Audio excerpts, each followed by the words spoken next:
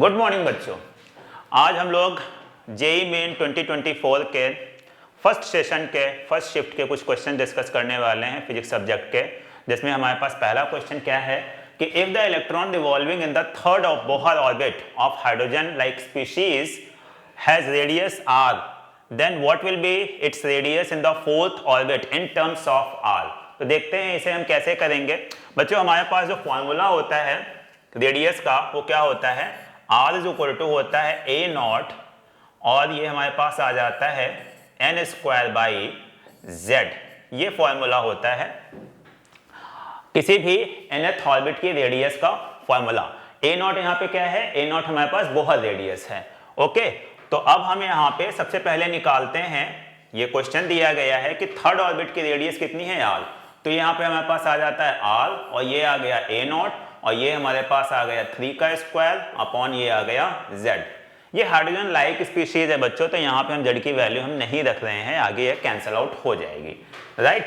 तो ये हमारे पास आ जाता है यहाँ से a नॉट बाई z की जो वैल्यू आ गई वो कितनी आ गई, यहाँ से आ गई r बाई 9 आ गई। ओके, अब हमें निकालनी है फोर्थ वाले की रेडियस, तो हम यहाँ पे क्या करेंगे, r4 इज इक्वल टू आ जाएगा a नॉट और ये आ जाएगा 4 स्क्वायर अपॉन z और a बाई z की वैल्यू क्या है, r बाई 9 है, राइट। तो ये हमारे पास आ गया 16, तो ये हमारे पास कितना आ जाता है 16 by 9 r। So this is the correct answer.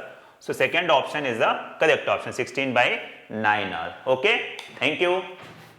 तो बच्चों इसमें हमारे पास फिजिक्स के अंदर दूसरा क्वेश्चन आया है, a body of mass 1000 kg has velocity of 6 meter per second if extra 200 kg mass is embedded in it, now velocity of the combined mass is. तो बच्चों ये law of conservation of momentum का question है और इसमें हम क्या करेंगे, P I is equal to P final. तो यहाँ पे हमारे पास आ जाता है P initial is equal to P final. तो इनिशियल मोमेंटम बच्चों क्या था, इनिशियल मोमेंटम हमारे पास था 1000 इंटू 6 और फाइनल मोमेंटम कितना हो जाएगा, फाइनल में क्या हो जाता है दोनों मास ऐड हो जाएंगे, तो ये आ जाएगा 1000 और प्लस 200 इंटू हमारे पास वेलोसिटी आ जाएगी v। तो v की वैल्यू क्या हो गई, v की वैल्यू आ जाती है 6000 अपॉन 1200 दैट इज 5। तो ये 5 मीटर पर सेकेंड हमारे पास ये आंसर आ जाता है। ओके, तो देखिए कितना इजी क्वेश्चन था ये, राइट बच्चों। ठीक है, चलिए अब चलते हैं नेक्स्ट क्वेश्चन के ऊपर। ओके, अबे बच्चों ये हमारे पास है, बोल रहा है क्वेश्चन है कि एक हमारे पास लेंथ L है किसी वायर की, उसका रेजिस्टेंस कितना है, R है। तो हमारे पास क्या है, ये एक वायर है, 1 2 3 और ये 4 और ये 5, ठीक। तो पूरे जो है हमारे पास वायर का रेजिस्टेंस कितना था, R था। अब 5 पार्ट में अगर डिवाइड कर देंगे तो एक वायर का रेजिस्टेंस कितना आ जाएगा, ये आ जाएगा R बाई 5। ओके, अब ये R बाई 5 पैरेलल में कनेक्ट कर दिया गया है, ये ऐसे हमारे पास आ गया, ये हो गया, एक ये आ गया, एक ये आ गया, एक ये आ गया, एक ये आ गया, तो पांचों को ऐसे कनेक्ट कर दिया गया है और ये सभी का कितना है, R बाई 5 रेजिस्टेंस है, ठीक है। तो अब हमारे पास क्या आ जाएगा, हमें इक्विवेलेंट रेजिस्टेंस निकालना है, तो इक्विवेलेंट रेजिस्टेंस का फॉर्मूला क्या होता है, 1 upon R equivalent is equal to 1 upon R1 plus 1 upon R2 plus 1 upon R3 and so on. तो कितना आ जाएगा, ये 5 by R plus 5 by R plus 5 by R plus 5 by R और प्लस 5 बाई R। तो ये हमारे पास कितना हो जाता है, ये हमारे पास आ जाएगा 5 इंटू 5 बाई R। ओके, तो R इक्विवेलेंट का जो हमारे पास आ जाता है वो कितना आ जाएगा, R बाई 25 आ जाएगा।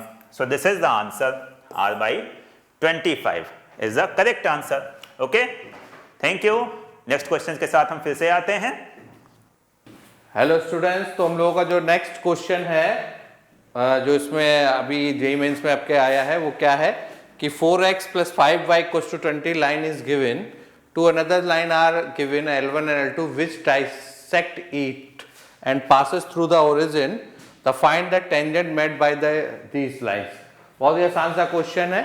उसने क्या कह रखा है कि एक लाइन जो है वो मान लीजिए कि ये आपका ये आपके एक्सेस हो गए इस तरीके से, एक्स एक्सेस और वाई एक्सेस ले लीजिए, ठीक है। और लाइन हमारी कहां से पास कर रही है, यहां से पास कर रही है, तो 4x + 5y + 20, तो ये लाइन हो जाएगी आपकी। इस लाइन को मान लीजिए कि 4x + 5y + 20 है, यानी कि इसके जो पहला कोऑर्डिनेट ये क्या होगा, ये आप निकाल लीजिए कोऑर्डिनेट। तो ये कहां पर कट करेगी, ये आपकी कट करेगी 5,0 पे, तो ये हो गया आपका 5,0 और इसके कोऑर्डिनेट कितने हो जाएंगे 0,4।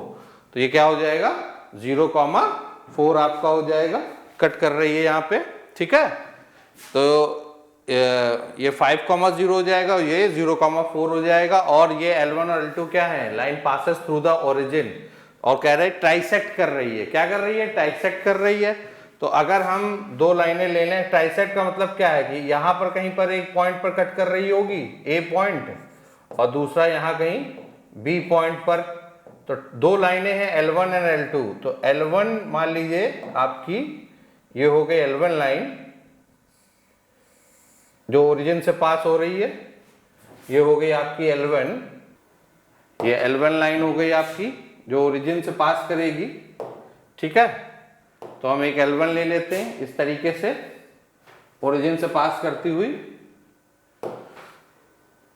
तो ये L1 लाइन आपकी हो गई जो ओरिजिन से पास करेगी, मान लीजिए किसी पॉइंट ए पर पास कर रही है, और इसी प्रकार L2 जो है वो किसी पॉइंट बी से पास कर रही है। तो ये ए पॉइंट और बी पॉइंट हो गया जहां पर कट करेगी उस वाली लाइन को, ए पॉइंट और बी पॉइंट, दो पॉइंट ले लिए हमने L1 और L2, ठीक है।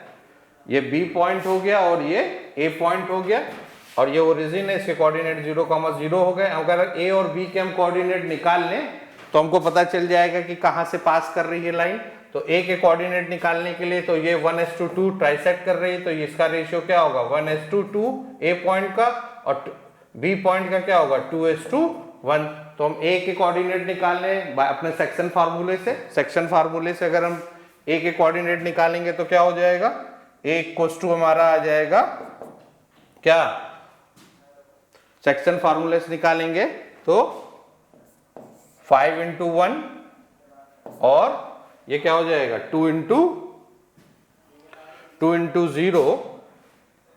तो a × 1 और 2 × 0 हो गया 0, और अपॉन क्या हो जाएगा 1 × 2। तो x की वैल्यू हो गई 5,3, और y की वैल्यू क्या हो जाएगी 1 × 0 + 2 × 4 यानी 8/3, यानी a कोऑर्डिनेट हमारे पास क्या हो गया 5/3 एंड 8/3, ये कोऑर्डिनेट आ गया 5/3, 8/3। इसी प्रकार ये बी पॉइंट निकाल लें, तो बी पॉइंट हमारे पास क्या आ जाएगा, बी भी ऐसा ही आ जाएगा 2:1 है तो 10, तो ये क्या हो जाएगा 10/3 हो जाएगा। और इसको निकालेंगे 2 × 5 हो जाएगा, वो वाला 0 हो जाएगा, और इससे निकालोगे तो ये हो जाएगा आपका 1:0 एंड 1:4। तो क्या आ जाएगा 2 × 5 10 हो गया, और 1:0, और फिर 2:0 0 हो जाएगा, और 1:4 यानी 4/3। तो दो कोऑर्डिनेट आ गए, ए हो गया तुम आपका क्या 5/3 एंड 8/3, और बी हो जाएगा आपका क्या 10/3 एंड 4/3। तो ये कोऑर्डिनेट आ गए ए और बी के, पॉइंट ए आ गया हमारा 5/3/3, और बी हो गया 10/3 एंड 4/3। तो अब हम क्या करेंगे, हम निकाल लेंगे क्या टेंजेंट। तो टेंजेंट जानते हैं कैसे निकालते हैं, तो L1 की टेंजेंट क्या हो जाएगी y2 - y1 upon x2 - x1। तो क्या हो जाएगी L1 की टेंजेंट 4/3। तो L1 निकाल लेंगे, तो ओरिजिन से जा रहा है, ओरिजिन से इसकी टेंजेंट का स्लोप निकाल ली, तो 0,0 हो जाएगी। तो क्या हो जाएगा 8/3 -0 अपॉन 5/3, 0, ठीक है। तो क्या आ जाएगी हमारी 3 से 3 कैंसिल हो जाएगा, तो 8/5।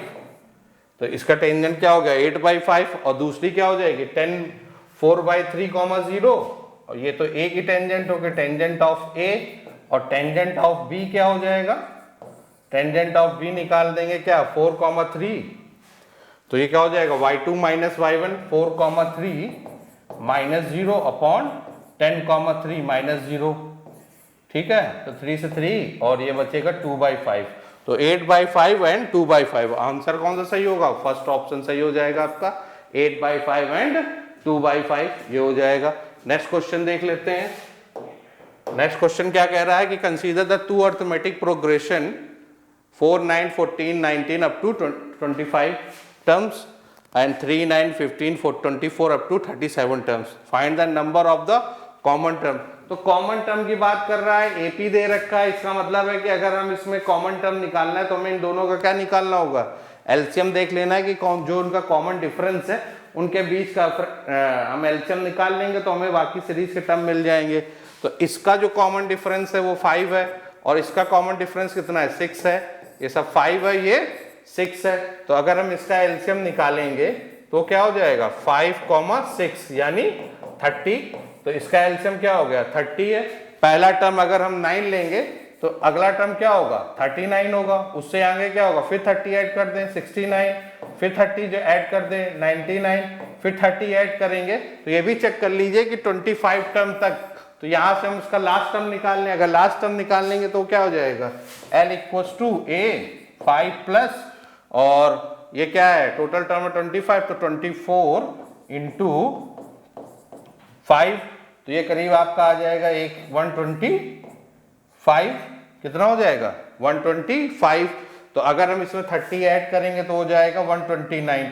तो यानी कि सीरीज क्या हो गई? 9, 39, 69 एंड 49। तो फाइंड द कॉमन नंबर क्या होंगे? 9, 39, 69 and 99। These are the common numbers.